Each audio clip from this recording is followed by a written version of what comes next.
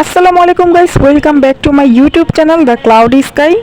শৈশবের কোন জিনিসটি আপনাদের সবথেকে বেশি মনে পড়ে?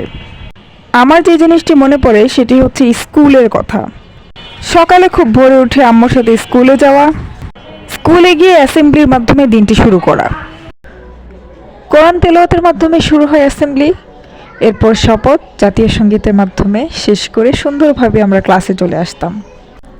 আহা, দিনগুলো কত সুন্দর ছিল। এরপর ক্লাস স্টার্ট হতো, এরপর একের পর এক পিরিয়ড চলতে থাকতো। এর মাঝখানে ব্রেকও ছিল হাফ আওয়ার। ব্রেক টাইমে কী রেখে কী খাবো, কী রেখে কী করব, সেটা আগেই চিন্তা করে রাখতাম ব্রেক টাইমের ঠিক আগের পিরিয়ডে। সবাই টিফিন শেষ করে খেলাধুলা কিংবা অন্যান্য অ্যাক্টিভিটিস নিয়ে বিজি থাকতো। আমি এক একদিন এক এক রকম থাকতাম। কোনো দিন নিজের মতো ঘুরে বেড়াতাম, কোনো দিন কেউ সাথে থাকতো। আমাদের স্কুলটি বেশ বড় ছিল, বেশ সাজানো গোছানো। ঢাকা শহরে বর্তমানে এমন সাজানো গোছানো বড় স্কুল খুব কমই দেখা যায়, নেই বললেই চলে। টানা 7-8টি পিরিয়ডের ক্লাস শেষ করে আবার স্যারের কাছে প্রাইভেটে যাওয়া, ক্লান্ত হয়ে যাওয়ার কথা, কিন্তু তখন এই ব্যাপারগুলোকে খুব এনজয় করতাম, যেগুলোকে এখন মিস করি।